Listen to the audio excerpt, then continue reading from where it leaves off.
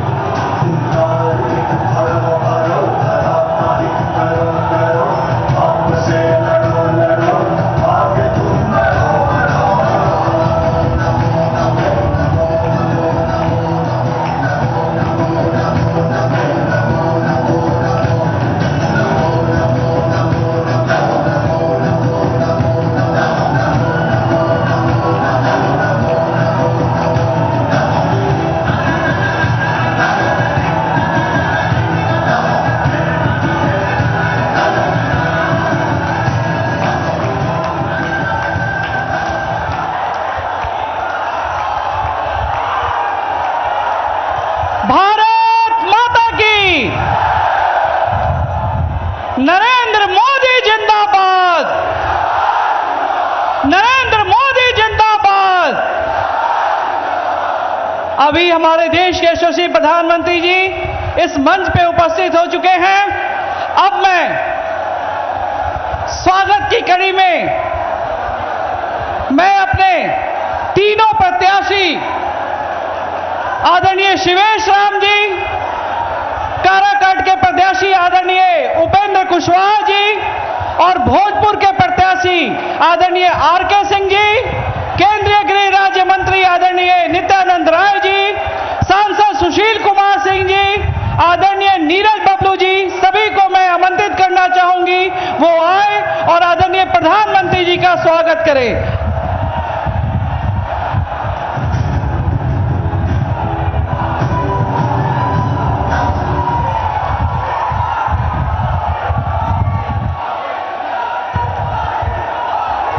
नरेंद्र मोदी जिंदाबाद। अब सम्मान के कड़ी में हमारी नारी शक्ति, नारी वंदना, हमारे तीनों माननीय मंत्री लेसी सिंह जी, माननीय सांसद धर्मशिला जी और निवेदिता जी सम्मान करेंगे माननीय प्रधानमंत्री जी का। नरेंद्र मोदी जिंदाबाद, नरेंद्र मोदी जिंदाबाद, नरेंद्र मोदी जिंदाबाद, नरेंद्र मोदी जिंदाबाद।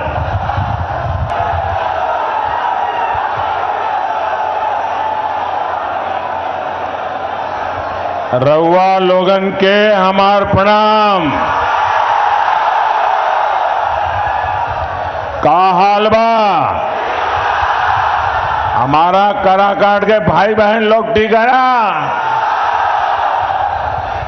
24 के चुनाव के 6 चरण आज पूरे हो जाएंगे और 4 जून को क्या होगा? 4 जून को क्या होगा? 4 जून को क्या होगा?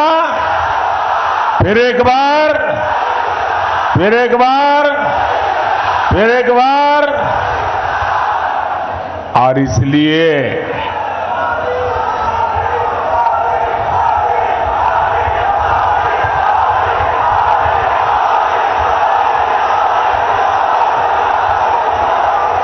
मैं इस चुनाव में हिंदुस्तान के हर कोने में गया हूं।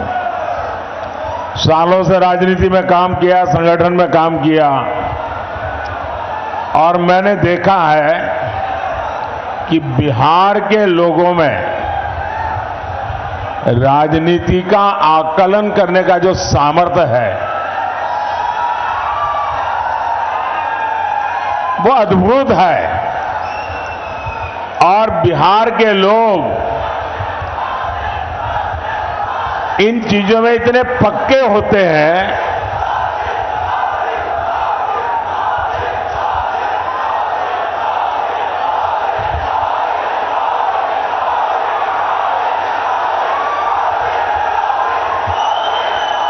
बिहार के लोग इतने पक्के हिसाब किताब के लोग होते हैं कि वे कभी भी वो वोट डालने से पहले 50 बार सोचते हैं कि मेरा वोट बेकार तो नहीं जाएगा ना। ये समझ बहुत कम लोगों को होती है जो बिहार को है, और इसलिए बिहार के लोग जब वोट करने जाते हैं तो पहले पक्का देखते हैं, भाई वोट तो डालूंगा लेकिन मेरा वोट बेकार नहीं जाना चाहिए। वो सोचता है जिसकी सरकार बनना पक्का है वोट तो उसी को डालूंगा। है कि नहीं बिहार का ऐसा?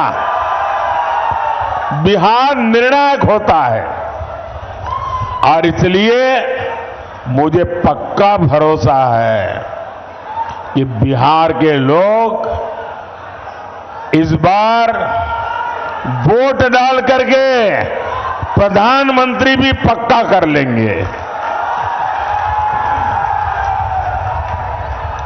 साथियों, 4 जून की शाम होते होते बिहार में एक और काम होगा। बताऊं क्या होगा? ये अखबार वाले लिखेंगे कि मोदी भविष्यवाणी कर रहा है। मैं भविष्यवाणी नहीं कर रहा हूं, लेकिन मैं आपको बताता हूं।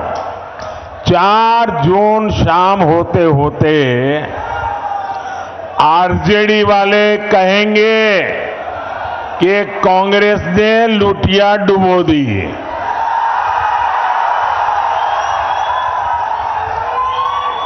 एक दूसरे के कपड़े फाड़ना शुरू करेंगे। 4 जून को दूसरा क्या होगा वो भी बता देता हूं। ये कांग्रेस का शाही परिवार क्या करेगा? कांग्रेस का शाही परिवार पराजय का ठिकरा खड़गे जी के सर पर फोड़ करके वो विदेश में छुट्टियां मनाने चला जाएगा, और बेचारे खड़गे जी कार्यकर्ताओं का गुस्सा सहते सहते थक जाएंगे। भाइयों और बहनों, कांग्रेस, आरजेडी और इंडी गठबंधन को देश बार बार खारिज कर चुका है, नकार चुका है।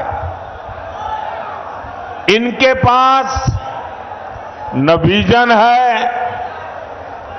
इनके पास सिर्फ और सिर्फ कंफ्यूजन है। इनके पास हौसला का नामो निशान नहीं, इनके पास हताशा ही भरी पड़ी है। इनके पास नीति नहीं है, निर्णय लेने की क्षमता नहीं है। ये सिर्फ नकारापन लेकर के जी रहे हैं। दशकों तक इनकी पूरी राजनीति डरो और डराओ के मंत्र पर चली है, लेकिन मोदी ने इनका ये जो डर का गुब्बारा है ना, उस गुब्बारे को ही फोड़ दिया है।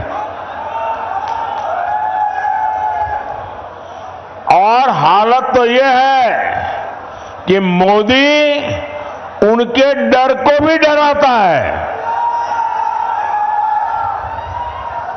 साथियों, ये इंडी गठबंधन वाले देश को डराते थे, देश को ऐसा डराते थे और 70 साल से डराते थे। क्या कहते थे? अयोध्या में अगर राम मंदिर बना तो देश में बवाल हो जाएगा, खून की नदियां बहेगी। आज रामलला भव्य मंदिर में विराजमान है, कोई बवाल हुआ क्या? कोई खून की नदियां बही क्या? ये डराने का झूठा खेल चलता था कि नहीं चलता था? ये लोग डराते थे, 70 साल से डराते थे। ये कहते थे कि जम्मू कश्मीर से 370 अगर हटा तो ये पाकिस्तान में चले जाएंगे, अगर 370 हटा तो आग लग जाएगी, अगर 370 हटा तो देश में बम धमाके होंगे। भांति भांति की धमकियां और डर पैदा करना। मोदी इनकी न धमकियों से डरा है न कभी रुका है। धारा 370 हटा के नहीं हटा, धारा 370 की दीवार गई कि नहीं गई, कश्मीर और हिंदुस्तान के बीच की ये दीवार को तोड़ा कि नहीं तोड़ा, सीना तान के तोड़ा कि नहीं तोड़ा। मुझे बताइए, कहीं आग लगी क्या, कोई पाकिस्तान भाग गया क्या, देश में बम धमाके हुए क्या? डराते थे। साथियों, ये डरपोक कांग्रेस और ये डरपोक आरजेडी वाले अभी क्या कह रहे हैं? पाकिस्तान के पास परमाणु बम है, डरो। डरा रहे हैं, खुद में मसाला खाली हो गया तो उधर का मसाला दिखाते हैं। इसलिए पाकिस्तान के आतंकी जब चाहे भारत पर हमला करके चले जाते थे, ये डरपोक लोगों के कारण। मोदी इनकी तरह डरता नहीं है। मोदी ने सेना को कहा, जाओ गढ़ में घुस करके मारो।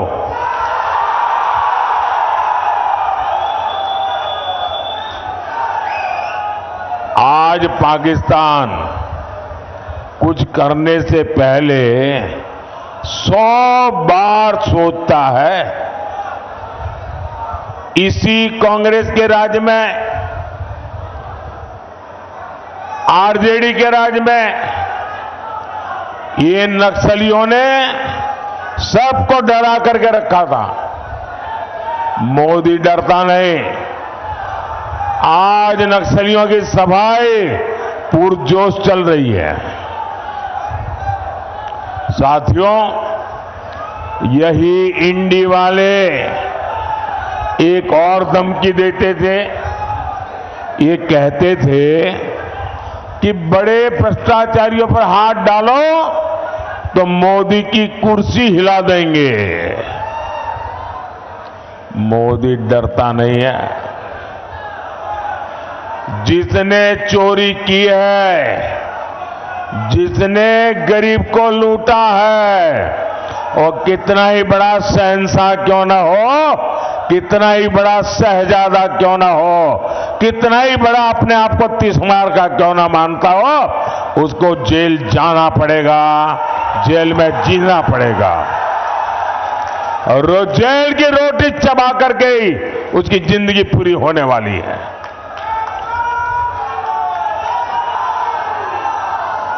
मुझे बताओ भाई, अगर कोई लूट करता है, आपके हक का छीन लेता है, तो छोटे लोगों को तो जेल में बंद करने के लिए कोई चिल्लाता नहीं है। बड़े जाने चाहिए, छोटे जाने चाहिए। आप मुझे कहेंगे वो मैं करूंगा। गुनाह किया है तो छोटा आदमी जेल जाना चाहिए कि सबसे बड़ा है वो जाना चाहिए? बड़ा हो जेल जाना चाहिए ना।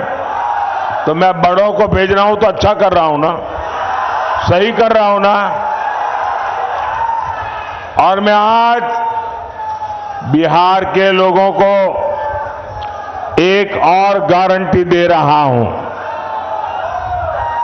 जिन्होंने बिहार के गरीबों को लूटकर नौकरी के बदले जमीन लिखवाई है,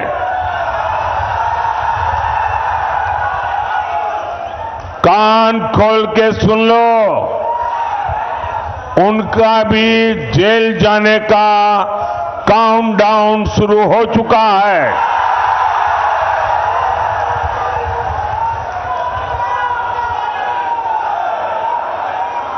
ये जैसे ही ये हेलीकॉप्टर में चक्कर मारने का समय उनका पूरा होगा, जेल का रास्ता तय हो जाएगा।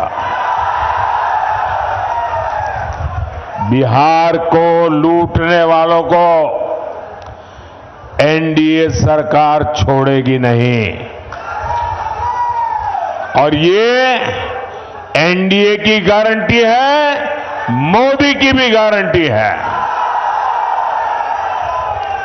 भाइयों और बहनों, ये इंडी गठबंधन वाले अपने राजनीतिक स्वार्थ के लिए कुछ भी कर सकते हैं। ये लोग बिहार और बिहारियों के अपमान के खिलाफ आवाज तक उठाते नहीं हैं। कांग्रेस के पंजाब के नेता ने बिहार से वहां काम करने गए, वहां मेहनत करके ईमानदारी से जीवन जीने वाले हमारे बिहारी मजदूर भाई बहनों का घोर अपमान किया, भद्दे शब्दों में अपमान किया। कहा अब हम उन्हें बिहारियों को पंजाब में घर नहीं देने देंगे, घुसने नहीं देंगे। कांग्रेस के मिनिस्टर ने कहा है, कांग्रेस के शाही परिवार ने इसके विषय में मुंह पे ताला लगा दिया है। क्या कभी कांग्रेस के शाही परिवार ने बिहारियों के इतने बड़े अपमान के लिए बिहार से माफी मांगी क्या? बिहारियों से माफी मांगी क्या? और ये इनको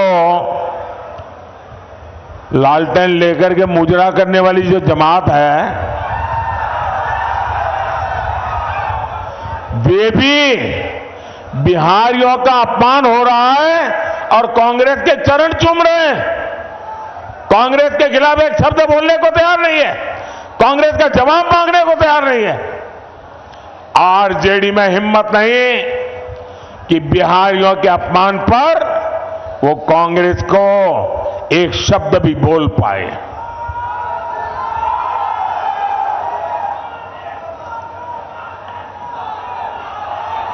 साथियों, इंडी गठबंधन के एक साथी डीएमके के नेता ने बिहारियों के लिए भद्दी भद्दी गालियां बोली। तेलंगाना में कांग्रेस के मुख्यमंत्री ने बिहारियों को भला बुरा कहा।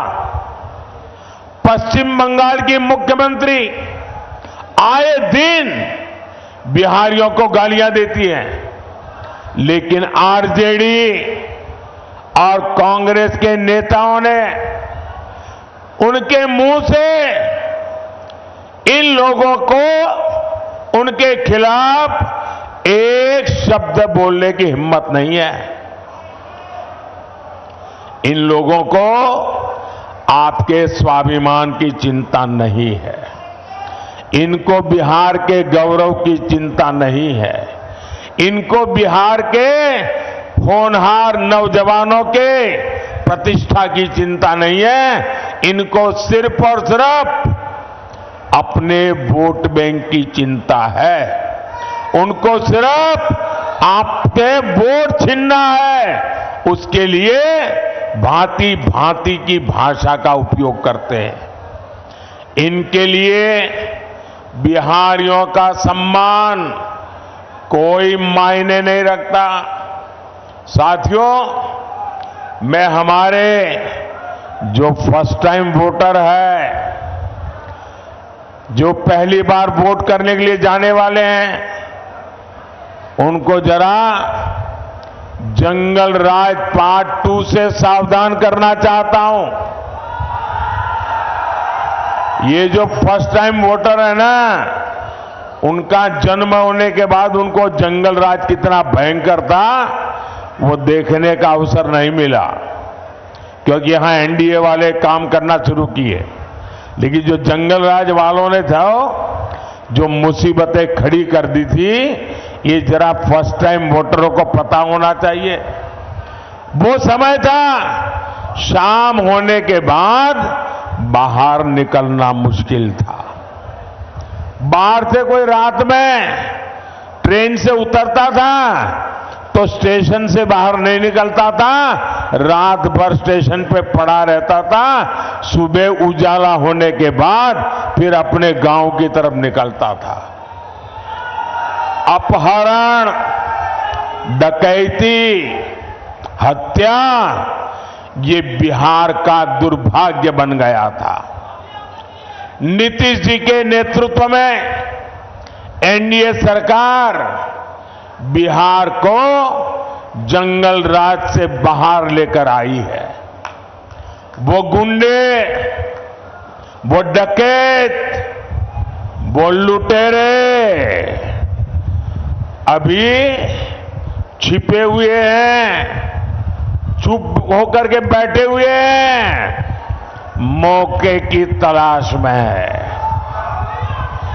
अगर गलती से भी ये इंडी वाले जरा भी मजबूत होते दिखेंगे भी तो फिर उनका दाना पानी मिलेगा और ये मिलकर के फिर से आपका भविष्य तबाह कर देंगे।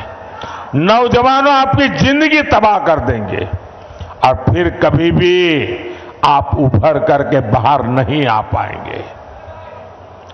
भाइयों और बहनों, ये हमारा बिहार सामाजिक न्याय की प्रणेता भूमि है और मुझे गर्व है कि अगर किसी ने सामाजिक न्याय की रक्षा की है तो वो बीजेपी और एनडीए ने की है। बीते 10 साल में देश ने एनडीए को 2 बार प्रचंड जनादेश दिया।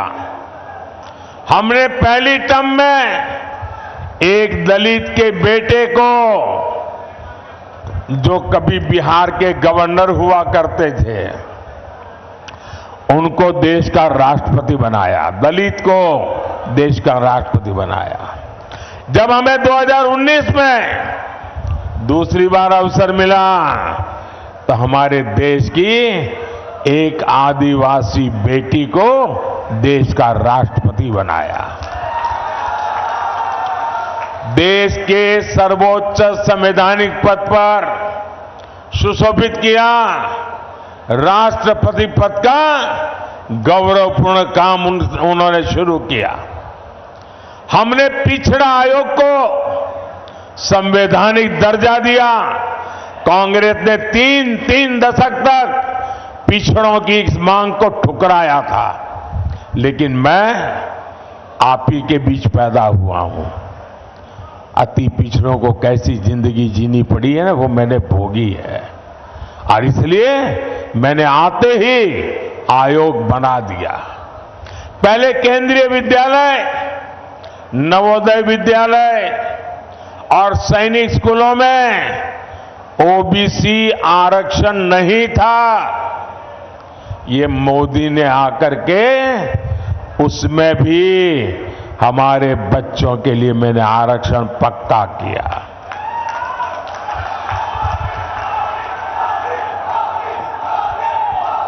मेडिकल की पढ़ाई में भी केंद्रीय कोटे में पहली बार ओबीसी आरक्षण हमने लागू किया। ये हमारा ट्रैक रिकॉर्ड है। साथियों, इसकी विपरीत आज इंडी गठबंधन वाले एससी, एसटी, ओबीसी, अति पिछड़े, उनका सबका आरक्षण छीन किए की एक बहुत बड़ी साजिश रच रहे हैं। मैं देश को अवगत कराना चाहता हूं, ये मेरा कर्तव्य बनता है कि देश को मैं जानकारी दूं। इंडी गठबंधन ने हजारों शैक्षणिक संस्थानों में एससी, एसटी, ओबीसी, अति पिछड़ा को मिलने वाला आरक्षण बंद कर दिया और वो सारा का सारा अब मुसलमानों के लिए रिजर्व कर दिया है। ये जो किया है वो मैं बताता हूं। एक ही झटके में दलितों, पिछड़ों, अति पिछड़ों उनका आरक्षण खत्म कर दिया। इन्होंने संविधान को ताक पर रखकर मुस्लिम जातियों को रातों रात ओबीसी बना दिया, ओबीसी के हक का आरक्षण दे दिया। अभी आपने 2 दिन पहले कलकत्ता हाईकोर्ट का जजमेंट देखा होगा। कलकत्ता हाईकोर्ट ने ऐसी डांट लगाई है क्योंकि वहां 77 मुस्लिम जातियों को रातों रात ओबीसी बनाकर ओबीसी का हक उनको दे दिया था।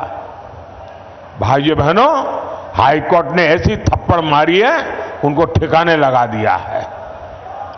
ये ऐसे आपके साथ धोखाबाजी करने वाले लोग हैं, ये संविधान की पीठ पे छुरा भोंकने वाले लोग हैं। लेकिन इनसे भी इनकी साजिशें कम नहीं हो रही है। साथियों, इंडी वाले चाहते हैं कि बार बार मुस्लिम आरक्षण का ये मामला कोर्ट में न फंसे, कोर्ट हर बार रिजेक्ट न करे। तब उपाय क्या? तो इंडी गठबंधन वालों ने पक्का कर लिया है कि अगर वो दिल्ली पहुंचेंगे तो पहला काम ये संविधान को बदल देंगे। संविधान को बदल करके एससी, एसटी, ओबीसी का आरक्षण वो मुसलमानों को देने का संविधान में बदलाव करेंगे ताकि कोर्ट उनको परेशान न करे। ये खेल खेल रहे हैं। भाइयों बहनों, मैंने ठीक 1 महीने पहले इंडी वालों को चैलेंज किया था। देश के हर राज्य में जाकर के बोला हूं। मैंने उनको इतना ही कहा कि भाई अगर आप चुनाव में आए हो, जनता जनार्दन ही देश के मालिक है। जनता जनार्दन को लिख करके दो कि हम सत्ता में आएंगे तो हम संविधान में परिवर्तन नहीं करेंगे, हम सत्ता में आएंगे तो एससी, एसटी, ओबीसी का आरक्षण छीन नहीं लेंगे, हम सत्ता में आएंगे तो धर्म के आधार पर आरक्षण नहीं करेंगे, हम मुसलमानों को यहां से छीन कर उनको नहीं देंगे। लिख करके दो ना। मैंने कहा 1 महीना हुआ, 1 महीना। लिखने की बात छोड़ो, बोलने की हिम्मत नहीं है उनकी। इसका मतलब पेट में पाप है। बिहार में मेरा यादव परिवार है, बिहार में मेरा कुर्मी परिवार है, बिहार में मेरा कुशवाहा परिवार है, बिहार में मेरा कलवार परिवार है, बिहार में मेरा तेली परिवार है, मेरा सूरी परिवार है, मेरा कानू परिवार है, मेरा निषाद परिवार है, मेरा पासवान परिवार है, मेरा रविदास परिवार है, मेरा मुसहर परिवार है। ऐसी हर जाति के सबसे बड़े दुश्मन अगर कोई है तो ये आरजेडी कांग्रेस वाले हैं। ये मुखौटा सामाजिक न्याय का लगाते हैं लेकिन तुष्टीकरण करते हैं, वोट बैंक की राजनीति के गुलाम हो चुके हैं और वोट बैंक वाले जैसे नचाए ये नाचते रहते हैं। और 24 के इस चुनाव में मोदी ने उनको बेनकाब कर दिया है, उनका मुखौटा मैंने नीचे उतार दिया है। साथियों, मोदी इनकी साजिशों का भी पर्दाफाश करेगा और विकास के लिए भी उतनी ही मेहनत करेगा। आने वाले 5 साल बिहार के विकास के लिए अभूतपूर्व रहने वाले हैं। ये जो डेडिकेटेड फ्रेट कॉरिडोर यहां से गुजर रहा है, यहां 4 लेन 6 लेन के हाईवे बन रहे हैं, इनसे कंस्ट्रक्शन से जुड़े हर सेक्टर में अब रोजगार बढ़े। आने वाले समय में यहां लॉजिस्टिक्स सेक्टर के लिए, भंडारण से जुड़े सेक्टर के लिए बहुत संभावना है। रोहतास हो, कैमूर हो, औरंगाबाद हो, इस पूरे क्षेत्र में कृषि आधारित उद्योगों और दूसरे उद्योगों के लिए नए अवसर बनेंगे। साथियों, ये क्षेत्र तो धान का कटोरा है, यहां आलू जैसी सब्जियां पैदा होती है। मोदी सरकार अनाज भंडारण में भी सहकारिता को बढ़ावा दे रही है। इसके तहत दुनिया की सबसे बड़ी भंडारण योजना पर काम शुरू हो चुका है। आने वाले 5 साल में सब्जियों के लिए कोल्ड स्टोरेज क्लस्टर भी हम बनाने जा रहे हैं। साथियों, यहां इतनी बड़ी संख्या में मेरी माताएं बहनें आई हुई हैं। उनका जीवन आसान बनाना गरीब के इस बेटे का संकल्प है। इसलिए मोदी ने मुफ्त अनाज और मुफ्त इलाज एक गारंटी दी है। अब तो मोदी माताओं बहनों को और भी गारंटी दे रहा है। पहली गारंटी, आने वाले सालों में 3 करोड़ बहनों को हम लखपति दीदी बनाएंगे। आने वाले दिनों में हर परिवार में जो बुजुर्ग है, 70 साल से ऊपर है, अगर वो बीमार है, इलाज की जरूरत है, तो उनके बेटे बेटी को इलाज का खर्चा नहीं करना पड़ेगा। ये दिल्ली में आपका बेटा इसका खर्चा करेगा। और एक काम मैं आपके लिए करना चाहता हूं, मैं आपका बिजली का बिल 0 करना चाहता हूं। और इसलिए हमने पीएम सूर्यघर मुफ्त बिजली योजना बनाई है। और मुफ्त घर बिजली योजना में आप अपने लिए तो मुफ्त में बिजली उपयोग करेंगे, ज्यादा बिजली आप बेच सकेंगे। और इसके लिए सरकार सोलर पैनल लगाने के लिए 75,000 रुपये तक की आर्थिक मदद हर परिवार को करेगा। 75,000 रुपया।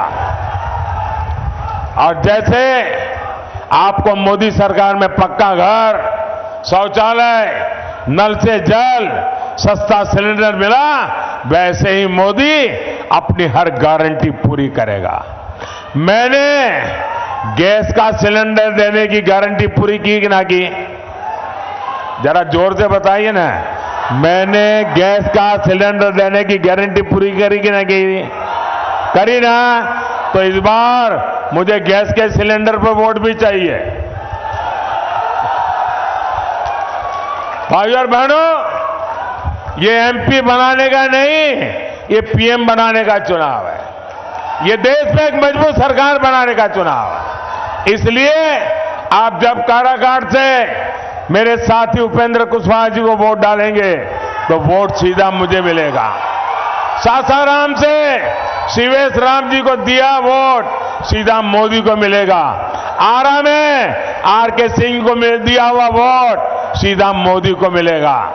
आप घर घर जाकर मेरी ये बात पहुंचाइएगा और एक काम करिएगा। करेंगे?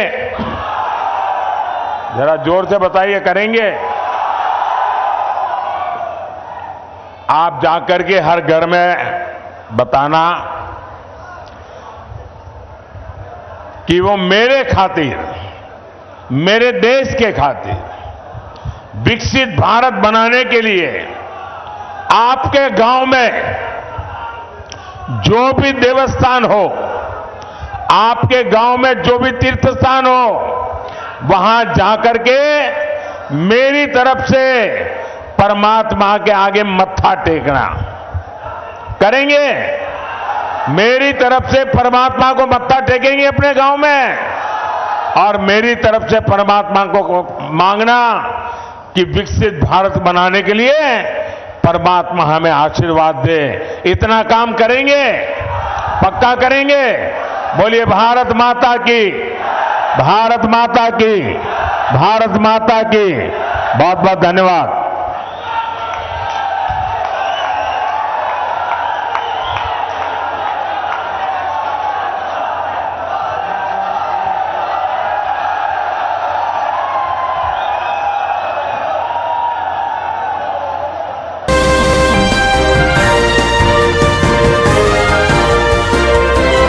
आप देख रहे हैं भायंदर संवाद।